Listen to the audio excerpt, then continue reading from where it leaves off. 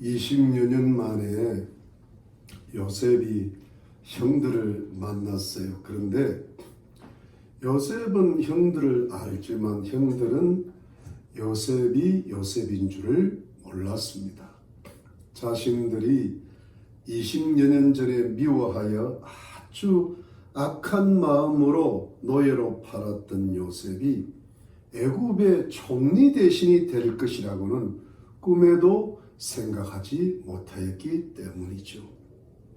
요셉은 형들을 고의가 아니고 일부러 아주 엄하게 가혹할 정도로 애굽에 들어온 외국인 간첩으로 몰아갔고, 결국 형들은 자신들이 결코 간첩이 아니라는 것을 증명하려고 하다가 자신들의 가정 형편을 이야기했고, 요셉은 이것을 억지로 빌미로 삼아가지고 막내 동생 베냐민을 데려와야만이 너희들이 간첩이 아니라는 것이 증명될 것이라고 하면서 형 시몬을 감옥에 가두고 다른 9명의 형들에게 양식을 주면서 모두 다 가나안 땅 집으로 돌려보냅니다. 물론 형들이 가져온 돈도 몰래 자루에 집어 넣었습니다. 이제 요셉의 9명의 형들이 이 마음에 큰 부담감을 가지고 이 무거운 발걸음을 가나안 땅 아버지 야곱의 집으로 옮기고 있었지요. 요셉의 형들은 애굽에 양식 사러 왔다가 갑자기 큰 봉변을 당한 것이죠. 자신들도 사흘 동안 감옥에서 고생을 했고, 시몬은 여전히 감옥에 남아있고, 또 동생 베냐민을 애굽으로 데려와야만이 시몬도 풀려나고 양식도 살 수 있다는 생각을 하고, 또 이 사실을 어떻게 아버지 야곱에게 설명을 할 수 있을까 생각을 하니까 정말 마음이 무겁고 발걸음도 무거웠을 것입니다. 그러나 달리 방도가 없는 겁니다. 그들은 일단 애굽에서 산 양식을 가지고 가나안 땅 집으로 돌아가고 있었지요. 우선은 집으로 돌아가서 자신들의 가족들이 굶주리지 않도록 하고, 또 물론 아버지 야곱도 잘 돌보아 드려야 했기 때문입니다. 그런데 여러분, 또 어떤 일이 생겼어요. 애굽에서 가나안 땅으로 올라가다가 하룻밤을 객점에서 묵게 된, 이 객점이란 요즘은 일종의 숙박업소가 되겠는데요, 한 형제가 양식을 싣고 가던 나귀에게 먹이를 주려고 양식 자루를 풀어보니까 그만 양식 자루 안에 돈도 함께 들어있는 겁니다. 그 돈을 주고 양식을 샀던 돈이었는데 요셉이 몰래 양식 자루에 돈을 넣은 것이죠. 그러니까 이 형제가 얼마나 놀랐겠어요. 곧 다른 형제에게 이 사실을 알렸지요. 그러니까 형제들이 다 같이 어떤 반응을 보였습니까? 여러분 28절 다시 볼까요? 28절 말씀, 28절에 그가 그 형제에게 고하되 내 돈을 도로 넣어도다 보라 자루 속에 있도다. 이에 그들이 혼이 나서 떨며 서로 돌아보며 말하되 하나님이 어찌하여 우리에게 이를 행하셨는고 하고. 여러분, 형들이 안 그래도 지난 한 며칠 동안 혼이 날 대로 났는데 혼줄이 나가지고 그야말로 벌벌 떨기 시작한 겁니다. 아주 두려워하고 무서워하는 것이죠. 그러면서 그들이 하는 말이 뭡니까? 왜 하나님께서 무엇 때문에 어찌하여 이런 일들을 우리에게 일어나게 하셨느냐라고 하는 겁니다. 하나님께서 대체 나한테 왜 이러시는 거죠? 여러분, 이 요셉의 형들은 믿음이 아주 연약한 어떤 사람들이지만 그래도 어릴 때부터 하나님을 믿었던 사람들이라 너무 심하고 힘든 일을 겪으니까 하나님을 찾는 것이죠. 여러분, 요셉의 형들이 왜 이렇게 혼이 나갈 정도로 벌벌 떨면서 무서워하면서 이런 말을 하는 것일까요? 요셉의 형들은 지난 3일 동안 잔뜩 고생을 했죠. 근데 이제 가까스로 풀려나가지고 무거운 마음을 가지고 힘들게 집으로 향하고 있는데 이제 또 문제가 발생한 거예요. 돈이 자루에서 발견되었다는 뜻이 뭐예요? 요셉이 몰래 사람을 시켜서 자루에 돈을 넣은 것인데 이것은 결국 요셉이 자신들을 간첩으로 몰아서 절대로 간첩죄에서 벗어나지 못하게 만들고 심지어 나중에는 막내 동생 베냐민까지 애굽으로 데려가면 잡아 가두겠다는 뜻으로 해석이 되는 것이죠. 그러니까 벌써부터 두려움에 벌벌 떠는 겁니다. 앞날이 캄캄한 거죠. 여러분, 형들의 마음이 도대체 어떻게 되었겠어요? 안 그래도 집으로 돌아오는 발걸음이 무기반한데 이제 아버지 야곱에게 무슨 말을 어떻게 설명을 했자 그것도 고민이 되는데 이제는 뭐예요? 나중에 베냐민을 데려간다 해도 도적죄가 추가까지 돼가지고 그야말로 풀려날 길이 막막한 겁니다. 요즘 말로만 정말 깝깝해진 겁니다. 무거운 발걸음이 더 무겁게 된 거예요. 천근만근입니다. 그러다가 이윽고 이 가나안 땅 아버지 야곱의 집에 도착했죠. 그래서 아버지 야곱을 만나서 그동안 일어났던 이야기를 소상하게 자세히 설명을 해드렸습니다. 왜냐하면 이거 아버지한테 말을 안 하고 넘어갈 일이 아니거든요. 이 사태의 심각성이 아버지 야곱한테 숨긴다고 될 일이 아니었기 때문에. 왜냐하면 흉년이 예상보다 길어질 것 같고 그러면 양식이 또 떨어지기 전에 막내 동생 베냐민을 데리고 가서 애굽으로 가야 했는데 그래서 형제 시몬도 구해야 하는데 어찌되었든 이 심각한 문제를 해결하기는 해야 되니까요. 이것이 그냥 쉬쉬한다고 될 일이 아니었거든요. 그래서 이 요셉의 형들이 아버지 야곱을 만나자마자 자세히 설명을 한 겁니다. 그리고 이 야곱은 이야기를 다 들은 거예요. 그리고 나서 이제 형들이 양식을 풀려고 자루를 열었는데 그런데 또 어찌 된 일입니까? 각 사람의 자루에서 돈 뭉치가 다 나온 겁니다. 여러분 35절 다시 보시죠. 35절에 보니까 각기 자루를 쏟고 본즉 각인의 돈 뭉치가 그 자루 속에 있는지라 그들과 그 아비가 돈 뭉치를 보고 다 두려워하더니 여러분 보통 돈 뭉치 보면 기뻐해야 되잖아요. 횡재해야 되는데 돈 뭉치 보고 두려워하는 사람이 성경에 처음 나오는 겁니다. 여러분 이것이 무슨 뜻입니까? 한 사람의 자루에만 돈이 들어있는 게 아니라 각 사람의 자루마다 돈이 다 들어있는 겁니다. 이것을 형들이 보고 다 두려워했다고 했지 않습니까? 그야말로 기절초풍할 노릇이죠. 여러분 지금 자기들이 간첩죄로 지금 씌워져 있는데 돈까지 도적을 했다 그러면 이거는 참 큰일 날 일이잖아요. 여러분 무슨 이런 일이 다 벌어지냔 말이에요. 사랑하는 성도님들, 우리는 이점에서 한 가지를 한번 생각해 보아야 될 것입니다.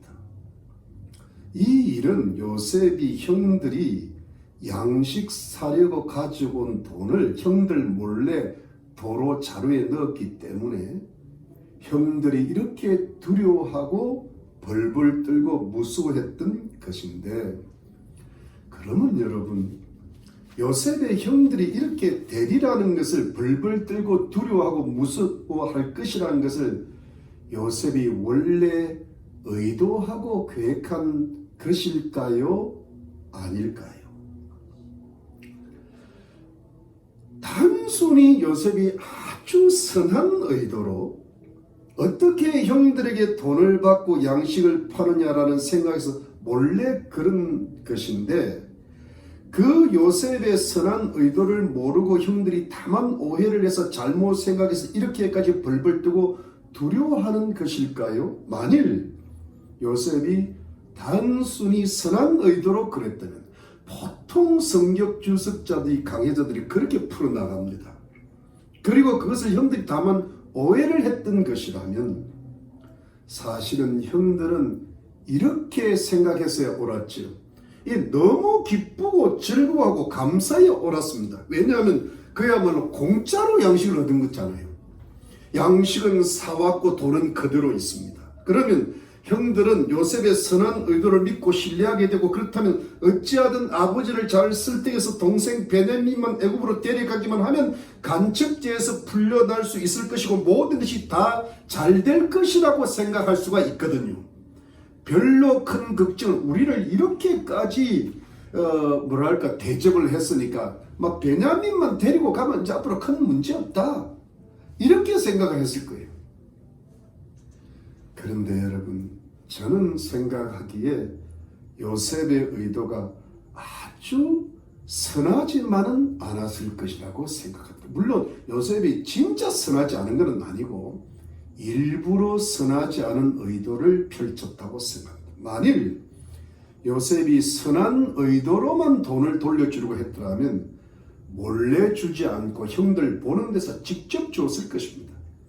그동안 3일 동안 감옥에서 너무 고생했다고, 막내 동생 베냐민만 데려와 보라고, 그리고 돈은 됐다고, 그냥 그 다음 고생했으니까 가져가라고 하면서 상당히 부드럽고 후하게 형들을 대접하여 보냈을 것입니다. 왜냐하면 요셉의 입장에서 형들이 이번 사건을 통해서 다소나마 동생 요셉을 옛날에 죽이려고 했다가 노예로 팔았던 죄도 깨닫게 되고 하나님께 회개하는 모습을 보이기 시작했거든요.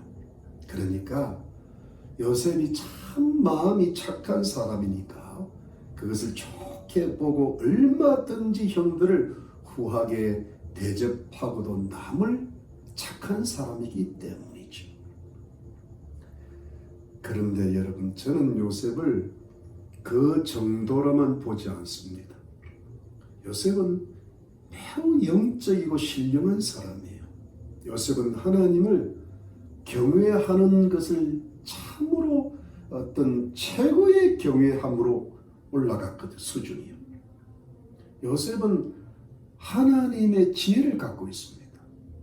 하나님의 의도를 알고 있습니다. 요셉은 자기 가문과 아버지 야곱 가문과 그 자신의 형들을 향하신 하나님의 뜻과 계획과 섭리를 깨닫고 있습니다. 그러면 무엇일까요? 그것이 하나님 앞에 형들이 완전히 회개하는 거예요. 형들이 하나님을 경외하게 되고 하나님의 말씀과 뜻에 순종하게 되고 하나님의 언약이 들어있는 하나님의 백성답게 거룩하고 성결한 삶을 살게 만들어 주는 겁니다.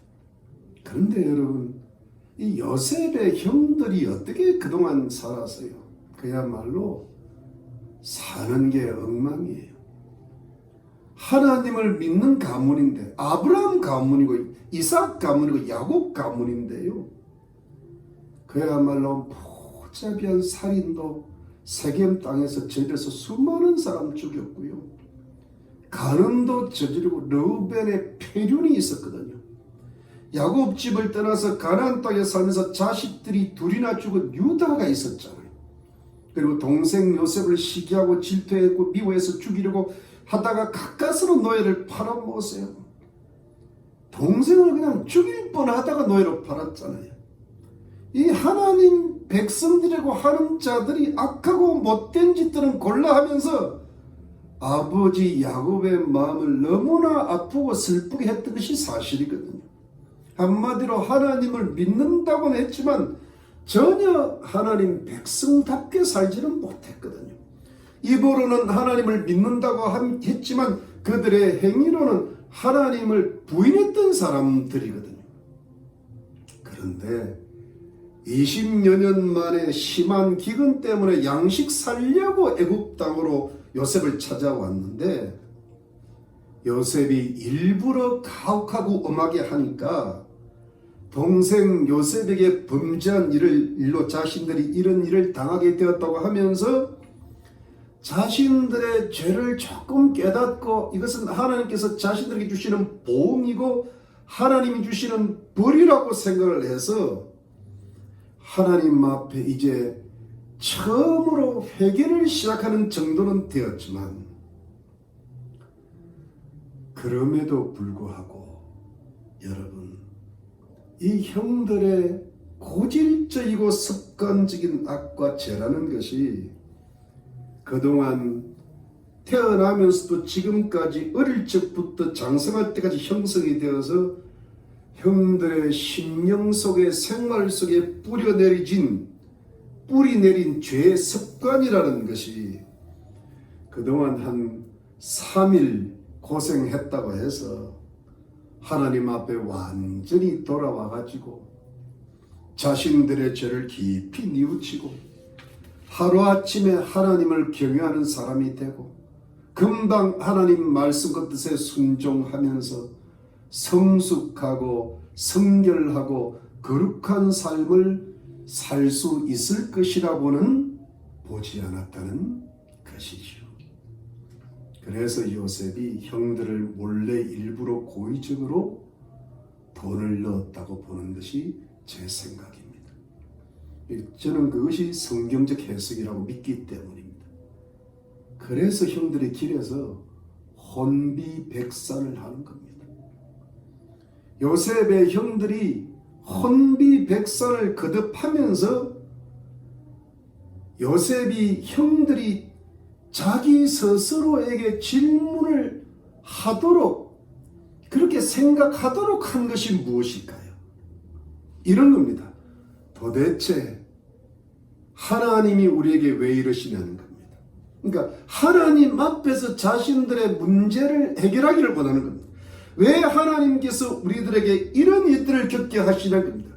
그리고 계속 이렇게 생각은, 정말 지난 20년 전에 요셉에게 죄를 지은 것, 그 죄 때문인가 보다, 우리 생각이 맞는가 보다, 하나님이 그 핏값을 진짜 찾으시는 것 보다 하면서 그와 더불어 그것뿐만 아니고 이전에 지었던 모든 살인이나 간음이나 온갖 세상 가나안 땅을 사랑했고 우상 숭배했던 모든 죄들이 자꾸 생각나게 하시는 거예요.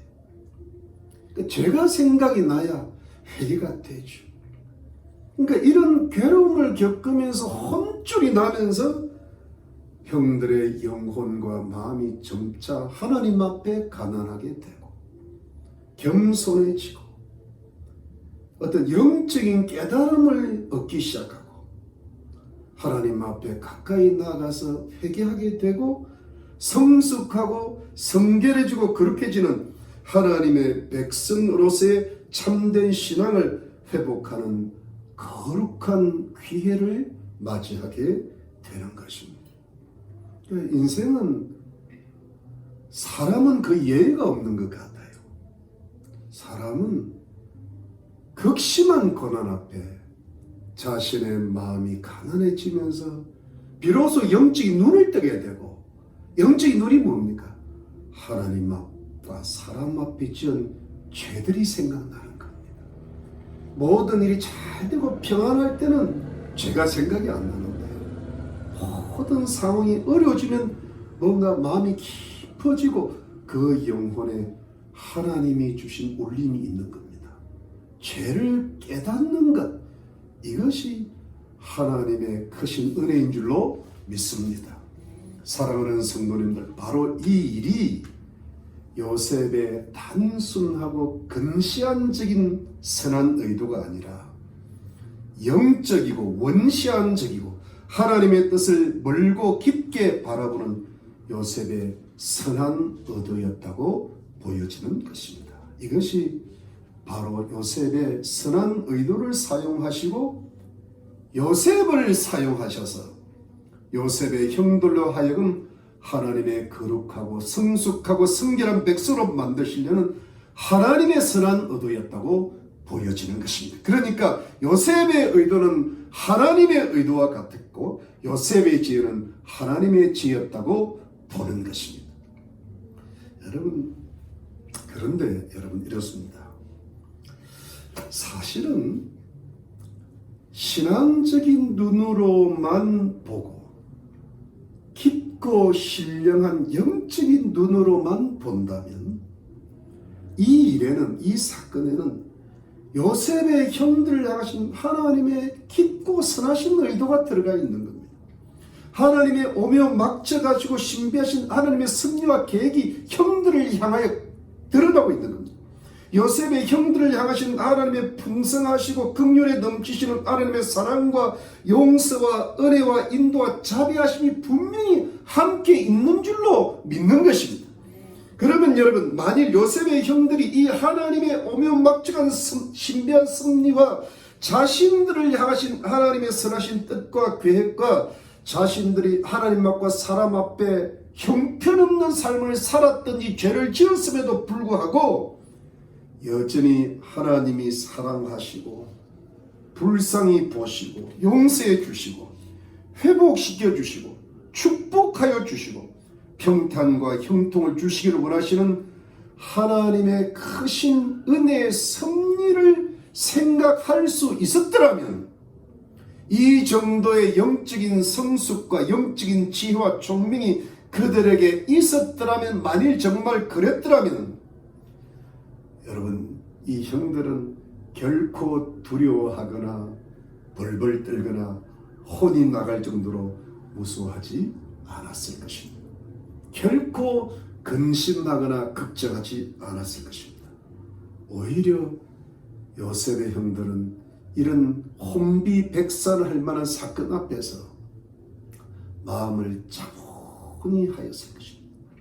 그리고 하나님 앞에 조용히 나아갔을 것입니다. 그리고 이 문제는 사람의 문제가 아니고 하나님의 문제라고 보았을 것입니다. 사람의 힘으로, 자기의 힘으로 풀어야 될 문제가 아니고 하나님의 힘으로만 풀 수 있는 문제라고 보게 되었을 것입니다. 그리고 자신들이 하나님 앞에 신령과 진정으로 나아가서 자신들의 죄를 고백하고 회개하고 하나님 앞에 진정한 용서를 구하고 하나님 앞에서 진실하고 거룩한 사람으로 회복이 될 수 있다면 돈이 있고 없고 문제가 아니고 애굽의 총리 대실이라는 사람이 자신들을 괴롭히든지 말든지 그것도 문제가 아니고 막내 동생 데려가는 것도 문제가 아니고 형제 시몬을 살려내는 것도 문제가 아니고 간첩죄로 몰리는 것도 결국 문제가 아니고 결국은 이 모든 것을 하나님께서 해결해 주시고 회복시켜 주시고 심지어 하나님께서 그 위에 크신 축복까지 주실 줄을 믿었을 것입니다. 하나님의 선한 섭리가 이거였거든요. 근데 이거를 알 수가 있었다면 기뻐하고 즐거워하고 감사가 충만했을 것이라고 믿는 것입니다. 즉 하나님 앞에서의 영적이고 도덕적인 회복이 먼저 있기만 할 때, 있으면 전능하신 하나님, 사랑의 하나님께서 생활의 모든 분야, 즉 물질이든 건강이든 자녀이든 가정이든 사람 등의 모든 회복이 있을 것이고 축복을 더하여 주실 줄로 믿었을 것입니다. 그래서 하나님 앞에서 기뻐하고 찬양하고 감사할 줄로 믿는 것입니다. 이것이 그리스도 안에 있는 성도의 기쁨과 즐거움과 평강인 줄로 믿는 것입니다. 그런데 여러분, 왜 우리 하나님 백성들이 이 세상에 살다가 크든지 작든지 사건들이 생기고 또 문제가 발생하고 일들이 좀 안 좋은 일들이 터질 때마다 때로는 작게 고민도 하지만 때로는 혼비백산할 때도 있고요, 벌벌 두려워 떨 때도 있고 마음이 그냥 벌렁벌렁할 때도 있단 말이에요. 왜 하나님 백성들이 이 세상을 살면서 평강을 잃어버릴까요? 왜 그럴까요? 여러분, 그 해답을 오늘 성경 본문 36절과 37절에서 찾아보고자 합니다. 여러분 36절 37절 한번 보겠습니다. 맨 끝부분입니다. 38절까지 읽겠습니다. 그 아비 야곱이 그들에게 이르되 너희가 나로 나의 자식들을 잃게 하도다. 요셉도 없어졌고 시므온도 없어졌거늘 베냐민을 또 빼앗아 가고자 하니 이는 다 나를 해롭게 함이로다. 루벤이 아비에게 고하여 가로되 내가 그를 아버지께로 데리고 오지 아니하거든 나의 두 아들을 죽이소서. 그를 내 손에 맡기소서. 내가 그를 아버지께로 데리고 돌아오리이다. 야곱이 가로되 내 아들은 너희와 함께 내려가지 못하리니 그의 형은 죽고 그만 남았습니다. 만일 너희 행하는 길에서 재단이 그 몸에 미치면 너희가 나의 흰머리로 슬피 음부로 내려가게 함이 되리라. 그랬습니다. 여러분, 이 장면은요 너무 슬픈 장면이에요. 요셉의 아버지 야곱이 너무 슬퍼하고 괴로워하면서 큰 절망에 빠지는 겁니다. 이 장남 르우벤이 야곱을 위로하려고 애를 쓰는 장면이에요. 여러분, 이 아들들이 애굽 여행에 보고를 했는데 그 보고를 받은 야곱의 반응이 어떻습니까? 너희가 나의 자식들을 잃게 한다고 말을 하기 시작합니다. 요셉도 없어지고 시몬도 없어지고 또 베냐민도 빼앗길 것이라고 말을 합니다. 다 나에게 해를 끼치는 일이라고 말을 합니다. 이때 야곱의 말은 너무 부정적입니다. 도대체 이 야곱이 하나님을 평생 믿었던 신앙의 사람인가 할 정도로 부정적입니다. 야곱은 아주 심하게 슬퍼하면서 아직 일어나지도 않은 일까지도 마치 일어난 것처럼 아주 부정적으로 말을 합니다. 자식들이 다 없어지고 뺏길 것이라고 말을 합니다. 근데 사실은 시몬은 아직 애굽에서 살아 있습니다. 막내 아들 베냐민은 아직 애굽에 가지도 않았습니다.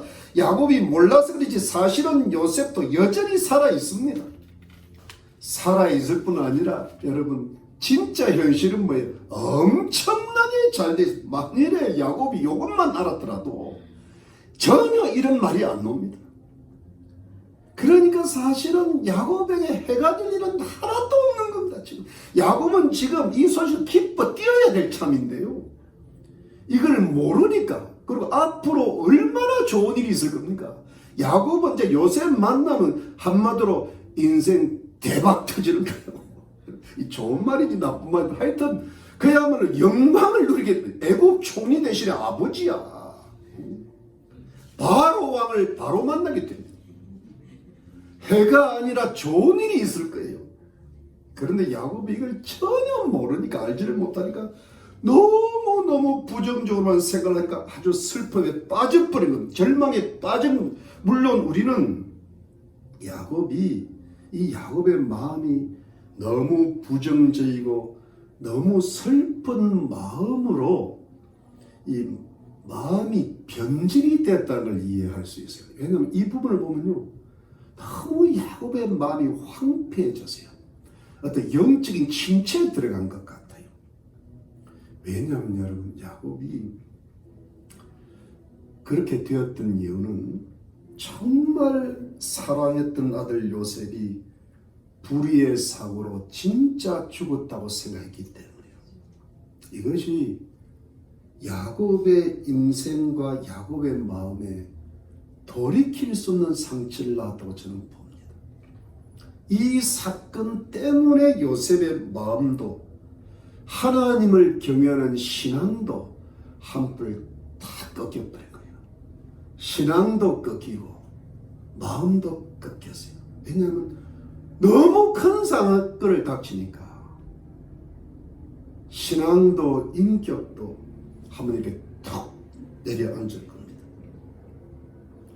그러니까 요셉의 동생 베냐민이 애굽으로 가야 한다는 말만 들어도 베냐민이 그냥 죽는다는 생각이 들어버린 거예요. 자라보고 놀란 가슴 소뚝 보고 놀란다고.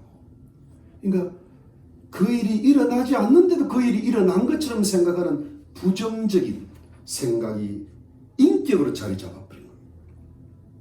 특히 베냐민은요 요셉의 친동생에다가 자신이 사랑했던 여인 라헬이 그 베냐민을 낳다가 길 노중에서 죽었잖아요. 거기다가 요셉이 먼저 죽고 나니까 베냐민 하나를 끔찍하게 사랑하면서 위로받고 살았는데 베냐민까지 뺏긴다는 생각이 드니까 죽는다는 생각이 드니까 그냥 무서워서 떠는 겁니다. 이 완전히 절망에 빠진 겁니다. 예, 르우벤이 너무 아버지 야곱이 슬퍼하고 우니까 절망에 빠지니까 위로하려고 내가 반드시 막내 동생 베냐민을 데리고 올 테니까 만약에 못 데려오면 두 아들을 아버지가 죽여도 좋다고 그런 말을 합니다. 이건 굉장히 비감한 말이거든요. 그만큼 책임지고 데려오겠다는 건데요. 그야말로 이 가정의 형편이 굉장히 비감합니다. 굉장히 어둡고요. 손자 둘을 어떻게 죽여요? 근데 그 정도로 말을 꺼내면서까지 아버지 마음을 돌이키려고 하는 이 르우벤의 마음이 있는 거예요. 이만큼 이 일의 사태가 심각했다는 이야기입니다. 온 가정이 발칵 뒤집혔다는 거예요. 그런데 여러분, 이 장남 르우벤의 이 비감한 말에도 불구하고 야곱은 그 말을 받지를 않습니다. 마음을 안 바꿔요. 요셉은 죽었죠. 동생 베냐민은 남았고 만일 베냐민마저 죽으면 자기는 슬피 음부로 들어가겠다는 겁니다. 이 말은 나는 죽겠다는 겁니다. 이 죽겠다는 말을 언제 했는가 하면 요셉이 죽었을 때 똑같이 했습니다. 이것은 야곱이 그만큼 절망하고 있다는 겁니다. 요셉이 죽었을 때와 같은 상황하고 똑같은 겁니다. 여러분, 저는 이렇게 보아집니다. 이 야곱이 나이가 들면서 마음이 많이 이게 약해지면서 마음이 쇠약한 것 같아요. 여러분, 젊은 날의 야곱이 어떠죠? 집념의 사나이거든요. 자신이 가지고 싶은 것을 위해서는 수단과 방법을 안 가리고 성실을 무기로 해서 최선을 다해서 무엇이든 성취를 했던 강인한 사람이에요. 그런데 여러분, 인생은 자기 마음대로 안 되는 것이거든요. 야곱이 수많은 우여곡절을 겪으면서 큰 재산도 모으고 대가족도 이루고 상당한 명성도 쌓았는데 그럼에도 불구하고 이 야곱의 마음에는 깊고 깊은 상처들이 깊이 몇 가지가 들어가 있는 겁니다. 딸이 강간을 당했지요. 아들들이 수많은 사람 죽였죠. 아들 르우벤이 자신의 친상을 더럽혔죠. 사랑했던 여인 라헬은 일찍 죽었죠. 너무나 사랑했던 아들 요셉이 죽었죠. 그런데 나머지 아들들은 야곱의 소원대로 잘 자라지를 못하고 있죠. 근데 막내 아들 끔찍이 사랑하는 그걸로 살았는데 베냐민도 이제는 뺏길 뻔하니까 이 애굽 여행 다녀온 아들들 말을 들어보니까 한마디로 이제는 살고 싶지 않은 겁니다. 그야말로 야곱이 살아갈 희망을 다 잃어버린 겁니다. 야곱이 이해가 되잖아요. 왜? 부정적인 일들을 너무 많이 겪었어요. 그러니까 아브라함하고 이삭하고는 비교가 안 될 정도로 많이 겪었어요. 그런데 사랑하는 성도님들, 만일 여기서 야곱이 이렇게 인간적으로 괴로워하거나 절망에 빠지지 않고 이 괴롭고 절망적인 상황을 하나님을 경외하는 신앙적인 눈으로만 바라보고 하나님의 뜻과 섭리를 생각하고 깊고 멀리 바라보는 신령하고 영적인 눈을 회복할 수가 있었다면 어떻게 되었을까요? 야곱은 그 이름이 이미 이스라엘이 된 사람이잖아요. 이것은 야곱이 이미 영적으로 승리했고 영적으로 신령한 하나님의 사람이라는 뜻이거든요. 그냥 하나님만 믿는 아들들과는 다른 수준의 사람입니다. 한마디로 그 야곱의 영적인 수준은 자신이 가장 살아야 될 지금 총리 대신이 된 요셉의 영적 수준하고 같은 수준입니다. 그야말로 믿음에 있어서는 백전노장입니다. 그러면 이 야곱이 이스라엘이라는 이름, 하나님이 그에게 주신 이름에 걸맞는 영적인 차원을 계속 유지를 했었더라면 야곱은 이 괴롭고 절망적인 상황에서 어떻게 하였을까요? 우선 야곱은 그 소리를 가만히 들었을 것입니다. 그리고 마음이 슬프고 절망적인 마음으로 내려앉는 마음을 스스로 붙들었을 거예요. 그리고 마음을 차분히 가라앉고 아마 조용히 자신의 방으로 들어갔을 거예요. 전능하신 하나님 앞에 무릎을 꿇었을 거예요. 그리고 약 30-40년 전에 객지의 하란 땅에서 고향 가나안 땅으로 돌아왔을 때 형 에서와의 오래된 원한의 관계를 해결하기 위해서 야복강 나룻에서 밤새도록 천사와 씨름하면서 결국 하나님의 축복을 받아내고 그 이름이 이스라엘로 바뀌는 영적인 대승리를 이루었던 그 시절로 돌아갔을 것입니다. 그러면서 하나님께서 이 심각하고 절망적인 문제를 해결해 주시도록 간절하게 밤새 야복강 나루터처럼 기도했을 것입니다. 왜냐하면 하나님께서 반드시 이 문제를 해결해 주실 수 있는 크신 능력을 가지신 분이라고 믿었기 때문입니다. 그리고 하나님께 다시 한번 자신의 인생의 모든 걸 걸고 하나님께 다 맡기고 자신의 가문을 맡기고 자신의 막내들 내자들을 맡기고 부탁하고 의지했을 것입니다. 다시 한번 믿음의 큰 싸움을 싸워냈을 것입니다. 그리고 이 심각하고 절망적인 상황에는 자신과 자신의 가족들을 향하신 하나님의 오묘막측하시고 신비한 뜻이 있을 것을 믿었을 것입니다. 예를 들자면 이런 것입니다.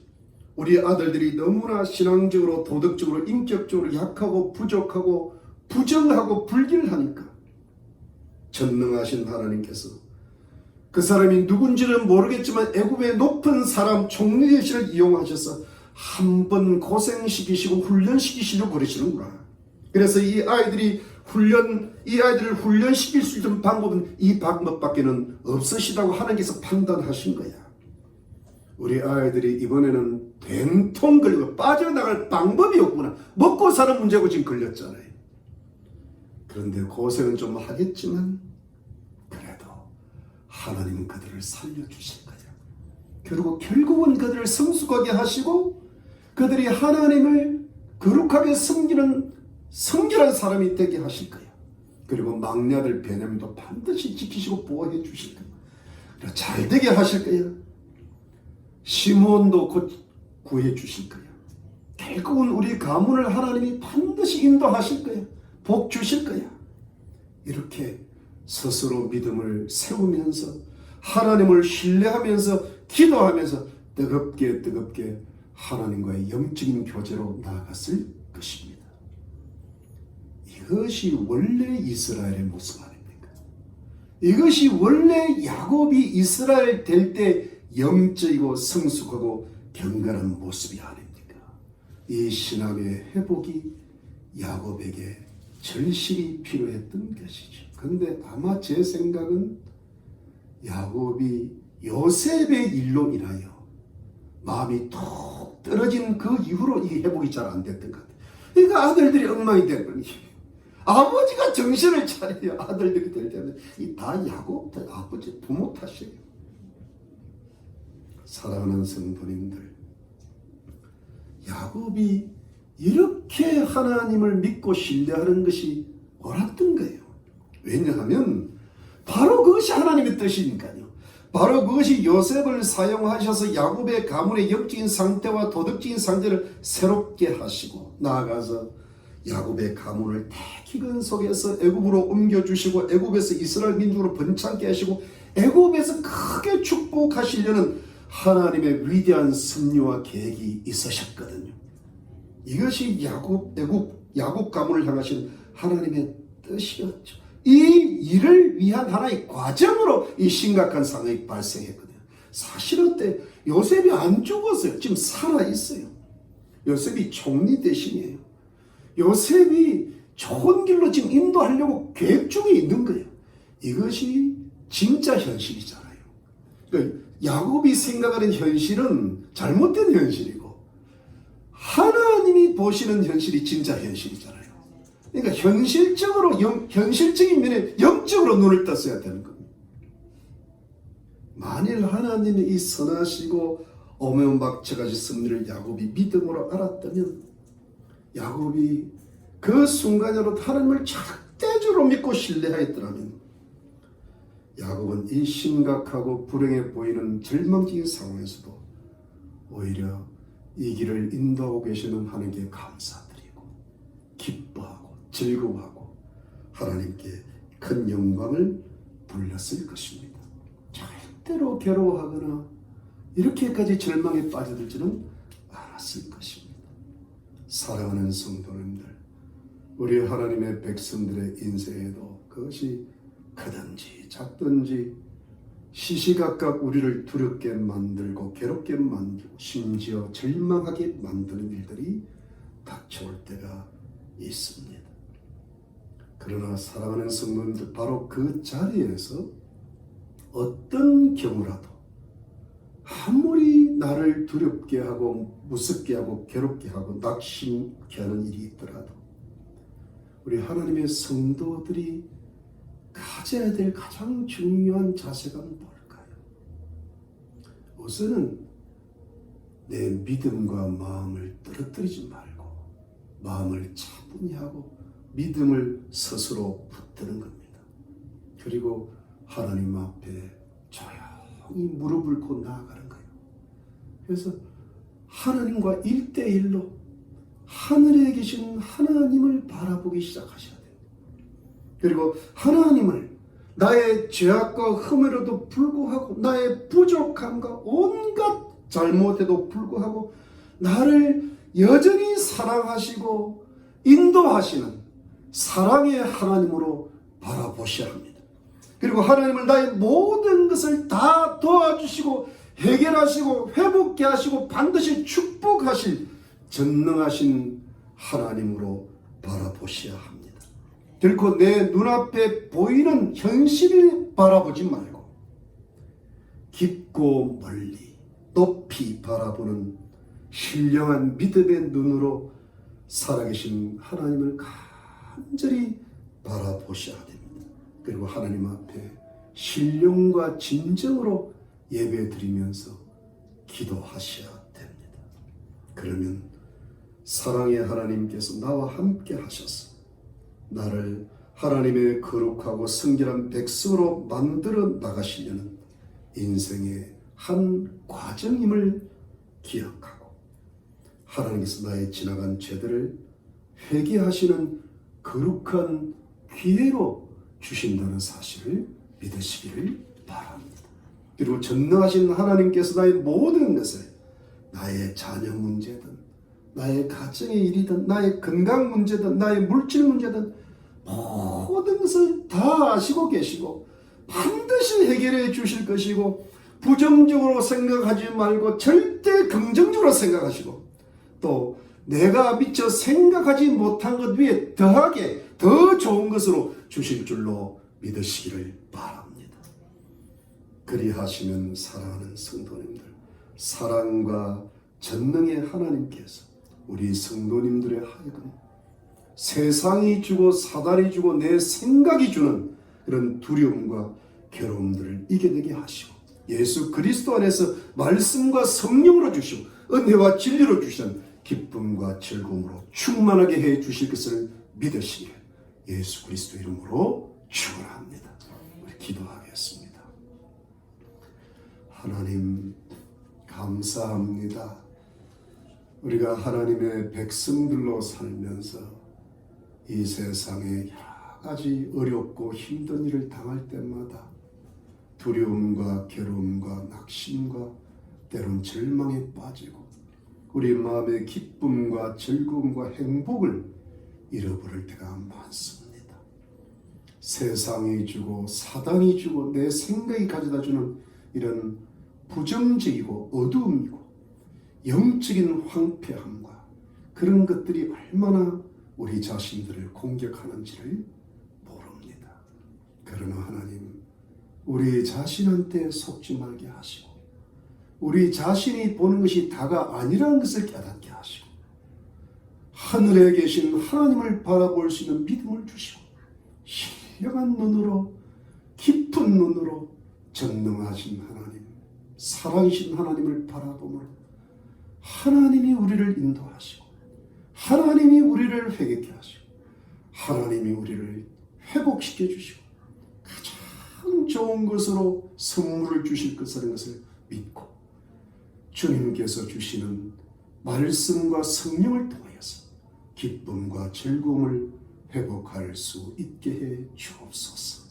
세상을 이기게 하여 주시고 마귀를 물리치게 하시고 내 자신을 이기게 하여 주셔서 하나님이 주시는 평강을 누리게 하시고 평강의 하나님께서 우리와 함께 하시는 그 위로를 받게 하시고 기쁨의 성령이 충만할 수 있도록 역사하여 주시옵소서. 주의 백성들이 이 세상을 살아갑니다. 희망의 성도님들 가정마다 주의 평강이 임하시고 직장마다 주의 축복이 임하여 주시고 하나님 건강을 지켜주시고 우리 자녀들의 영혼육을 간단하게 하시고 재능을 더하여 주시고 우리 가족들 이웃들 구원받게 하여 주시고 우리의 삶에 참으로 천사들이 함께 하시고 평강에 함께 하시고 샬롬이 함께 하셔서 이 세상을 넉넉히 이겨나갈 수 있도록 도와주시옵소서. 주의 백성들을 축복하시옵소서.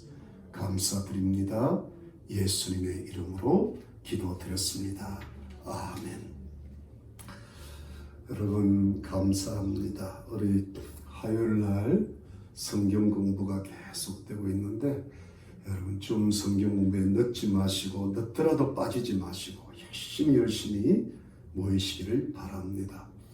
여러분 11월 3일 화요일날은 미국 대통령 선거가 있는데 지금 한 2, 3주밖에 안 남은 것 같습니다. 지금부터는 매일매일 기도하시고 하나님께서 기뻐하시는 그런 대통령이 뽑혀줄 수 있도록 기도해 주시기 바랍니다. 지금 너무나 이 시대가 중요한 시대라 좋은 대통령이 뽑혀야 됩니다. 그리고 제 생각에는 트럼프 대통령이 됐으면 좋겠는데 여러분들도 제 생각을 좀 따라주시면 고맙겠습니다. 여러분 가족과 이웃들 위해 많이 기도하시고 무릎 꿇고 기도하시고 성경 읽고 영적으로 항상 깨어있으시기를 바랍니다. 날씨가 쌀쌀해집니다. 코로나 여전히 조심하시고 감기 조심하시고 항상 건강하시기를 바랍니다. 다시 만날 때까지 평강하십시오. 축도하겠습니다. 지금은 예수 그리스도의 놀라우신 은혜와 하나님 아버지의 지극하신 사랑과 성령의 위로와 교통과 충만하심이 이 세상의 온갖 어두움 속에서도 슬퍼하지 말고 절망하지 말고 사랑과 전능의 하나님이 하시는 일을 보면서 회개와 회복을 이루시고 가장 좋은 것으로 주실 줄 믿고 믿음으로 승리하고 성도의 기쁨과 평강을 누리기로 다짐하고 나가는 하나님의 거룩한 백성들과 가족들과 이웃들 머리머리 위에 지금으로부터 영원토록 함께 계실지어다.